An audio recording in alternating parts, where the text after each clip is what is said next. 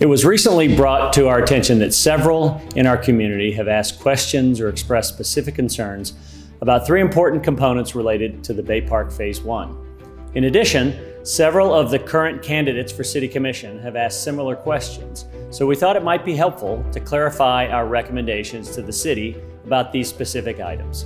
At the Bay, we truly respect and value all of our public officials and hold deep regard for anyone who is considering serving in a public capacity. As anyone following our important civic initiative knows, we put an incredibly high value on broad, diverse, and inclusive community engagement and have always sought to engage citizens, stakeholders, and elected officials at each and every stage of the project, and then process that feedback into recommendations that reflect the majority consensus in our community. We also put an incredibly high value on transparency and consistent, continuous communication with the community each and every step of the way of our journey to ensure clarity and broad, unwavering alignment as we build out the Bay. Let's recap the critical stages that this project has gone through so far. In September of 2018, the City unanimously approved the conceptual master plan for the 53 acres of the park. The master plan was an entirely conceptual plan based on community input and reflecting the highest and best use from a civic and cultural perspective of what could be potentially accomplished with this site, transforming parking lots into park in a way that also adheres to the City-adopted guiding principles for our initiative.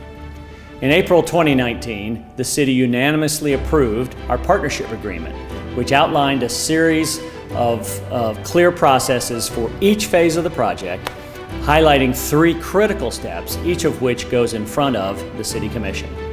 These three steps are an implementation plan, which clearly identifies the proposed phase of the project, and in this case, our Phase 1 for the project. Second, a site plan application for the corresponding phase of the park, as approved in the implementation plan. And lastly, an implementation agreement that outlines how that phase of the park will be operated, activated, and maintained, to be negotiated after approval of the site plan, but before the opening of that particular phase of the park. Today, we're in the middle of the Phase 1 site plan application process and concurrent design of that phase of the park. This step is, of course, based on the implementation plan that was unanimously approved in September of 2019.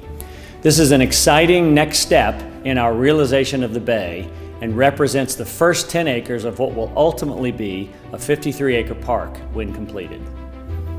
This first phase of the Bay has always been envisioned as the passive area of the park, with all major events and activity focused around the new Performing Arts Center, Canal District, and boat launch towards the north, as reflected in our master plan. Given the significance of this project and the complexities involved in bringing something of this scale from vision to reality, there's some occasionally misunderstood issues that have been brought to our attention that we'd like to address. These three components are traffic related to automobiles and pedestrians on Boulevard of the Arts, future activity in Phase 1, specifically on the lawns, and the location and placement of the Sunset Boardwalk. Currently as designed, the main automobile entrance to Phase 1 is via the roundabout at 10th Street. A secondary entrance is via Boulevard of the Arts to Van Wezel Way.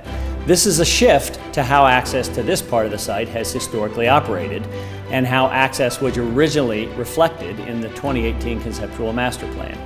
This recommended adjustment was made to reflect feedback from the community and city staff, and modifications to both physical design and signage are being incorporated to facilitate this change. When Phase 1 is complete, virtually all of the parking will remain to the north, near the Van Wezel, and the east along US 41.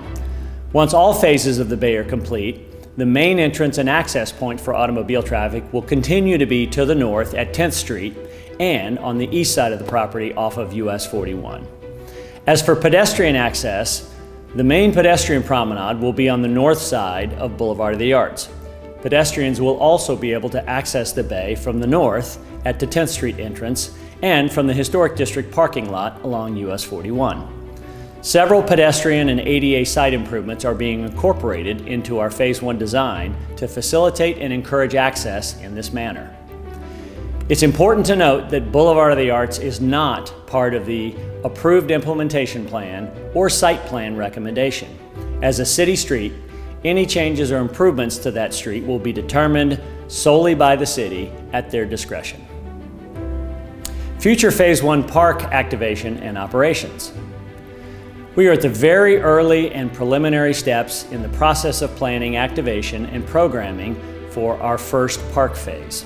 However, it is difficult to propose future activities at the Bay until we know the final approved design and site plan details for the park and better understand and update the interests and preferences of our community. After the site plan is approved, hopefully later this year, we plan to survey the community to gain a better understanding of the kinds of accessible and free activities and events they would like to see in our park. Prior surveys conducted during the master planning and implementation stages show there's a general interest in accessible arts, cultural, and education activities that are suited to an open-air park, and passive recreational activities appropriate to a public park. But we know that interests and preferences may change over time as well. Fielding these surveys at each step of the planning process, as well as continuing to update the community surveys during the future operation of the park, is very important and results in a deeper understanding of broad and diverse community needs and wants, and habits and practices regarding public park usage, now and in the future. Later this year, we expect to conduct our next survey among 1,000 or more respondents so that we get a broad and representative sample of interests and preferences. To be clear, the first 10 acres of the Bay Park is intended for passive recreational use. Whatever future activities end up being proposed for Phase 1, our overall intention is to follow the City of Sarasota's existing principles, policies, practices, and regulations used to govern special events, and also to follow the city's existing parks and recreation policies, procedures, and regulations. Additionally, as we think about future activity at the Bay, we will continue to follow the overall aspirational vision and guiding principles proposed by Bayfront 2020 and approved by the City Commission. These principles have guided our planning from the beginning, all with the ultimate goal of creating a public park on Sarasota Bay that is open and accessible, free and welcoming to the full and rich diversity of Sarasota for both present and future generations. Sunset Boardwalk. Community input received from April to August of 2019 helped shape the current Phase 1 design of the park, which includes a pedestrian Sunset Boardwalk, living shoreline, mangrove bayou, and open lawns.